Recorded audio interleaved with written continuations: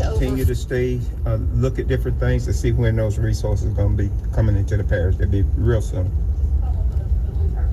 Besides the Blue Tarp program, is there other help available for people who need that assistance with putting a tarp on their rooftop? Well, that is the Blue Tarp program. The Blue Tarp program is where the Corps of Engineers they come in and do a survey and they do an assessment of it. And when the Blue Tarp is actually in place, then they come out with the Blue Tarp. They install the Blue Tarp and everything. We'll wait for that. But meanwhile, if you've got damage to your roof, we're not going to wait on that. If you want a Blue Tarp and you want to put it on yourself, by all means, contact us because we have ample amount of Blue Tarps to do that. Okay. A house damage and their house is taking on water. So whatever need you have, if this community and what is lacking here is too much for you, and you need to be in a better place, we're processing here at PARD, and this is a partnership with community that we had to take care of today. This will not be the plan forever. This is the plan until more resources come here, and I don't know when that will be. So, and all of it's been ordered, and all those communications have taken place. But until we get those resources in the parish, we need to be able to handle the people who really need assistance. So, I want to introduce Sarah Babcock. She is really has been instrumental in coordinating this effort. She's on my team. This is a combination with the state, the DOTD with their bus system, our recreational teams here. This is one of our playgrounds. Louisiana Department of Health is doing an initial assessment, not care, but sort of a triage, if you will, of the people who will see somebody they've decided needs to take to go to the hospital. So that's why you see an ambulance behind you. They are caring for that person. DCFS is doing all the processing, so we know who is getting. People who are rescued in the Lafitte area, they've been bringing here. Their family can come pick them up, or if they don't have a place to go, they can also get on these buses to Alexandria. Throughout the rest of the parish, as people call 911 or call our EOC, if they cannot remain in their homes and they do not need to go to a hospital, they're being brought here again. So our goal is once a day we'll be sending buses out to Alexandria, because we just can't keep people here long term without having reliable water and sewer and other resources. So here they're getting an MRE, some water, a blanket. If they're coming this evening after these buses leave, they may sleep here for the night and get on the buses headed out tomorrow. Four of the buses behind me also have residents of two of our large elderly apartment buildings. The buses actually went to the apartment, loaded everyone there, and they're here just to make sure we know exactly who they are, so we're not losing anyone in the process. So we've had 102 people that came out of those two apartment buildings, and we're not done processing everyone else, but as of a few minutes ago, it was 71 that had gotten on the buses here today. Right now, this group is going to Alexandria because there's still room in the mega shelter. If at some point that fills, we'll work with the state to get them to another state-run shelter. So this operation will continue for the next few days. Anyone who's at home and you just can't do it any longer, you need water, you need medical care, you need AC and electricity. The best way, if you don't have transportation here, the best way to get here is to call our EOC, with the numbers 504-349-5360. If you're at home and you want to get out to a shelter, but you have your own transportation, you have a car, you might have been able to get some gas, you can also call 211 and they will give you the address to the appropriate shelter to go to. Once our parish is safe enough to start bringing people back, we will do the same process in reverse. So we're not sending you to Alexandria to be stuck there forever. At some point, a DOTD bus will bring you back here. Thank you. Any questions? Does anybody have any questions? As of right now, how many residents in the Lafitte area do you have?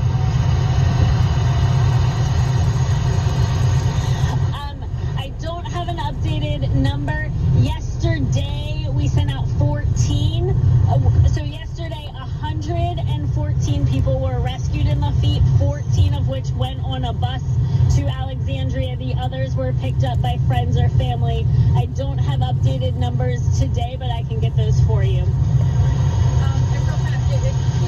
So if you are having a life-threatening emergency, if you need urgent medical care, you should go to a hospital first. This is not a place to get resources and then go back home. This is simply for people who need to go out. Over the next few days, we'll be offering resources, for people who may be staying around, but there's no tarps, there's no ice, there's no water and things to be taken back to your house. Okay? All right. Thank you. Thank you so much. I'm good. I left my umbrella and my raincoat.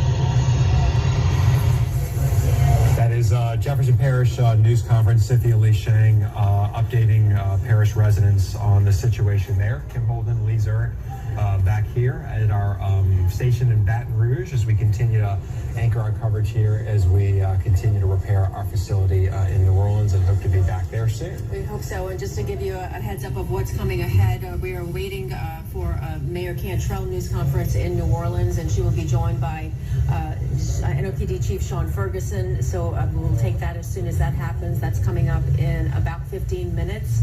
And then we will hear from Jefferson Parish again a little bit later this evening. They will give us continuous updates, which is what we've been getting from all of the parishes at this point. In Jefferson Parish, has some serious issues with first of all, obviously the power.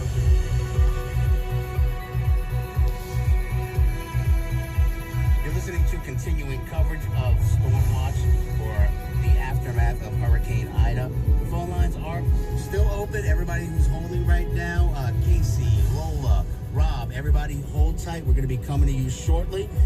This is continuing coverage of Hurricane Ida's aftermath on iHeartRadio, WNOE, WQUE, WYLD, AM and FM, and iHeartRadio, and the Black Information Network. Well, according to research, 82% of people remember radio ads. That means that 82% of you listening right now will remember that this is an ad for ZipRecruiter. If you're hiring, 82% of you will recall that ZipRecruiter makes hiring faster and easier. And 82% of you will note that you can try ZipRecruiter for free today. But you have to go to ZipRecruiter.com/radio, like where this ad plays. 82% of you will keep in mind that ZipRecruiter's technology finds qualified people for your job and actively invites them to apply. Is that you? Who are you talking to?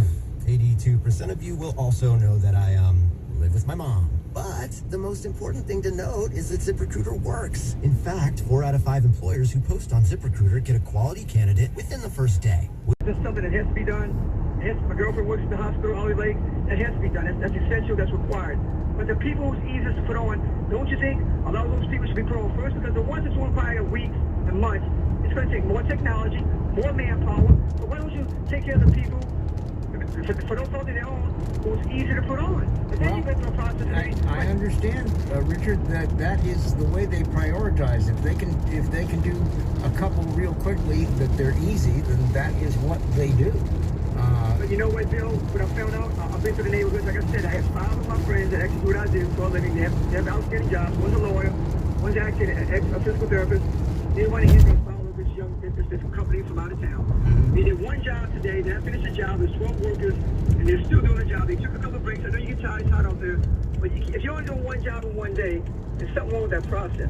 Now, I'm not saying everybody does that. Like I said, I can't be around everybody every time. Richard, I want you to slow down a little bit because you're kind of breaking up, first of all, so you need to slow down. And here's the thing. If you have 12 people, and I'm not saying this is the case, but if you have 12 people that are working to put a main line back on that is going to serve 400 houses, it may well take all day. The thing is, none of us are engineers. None of us know exactly what they're doing. And quite frankly,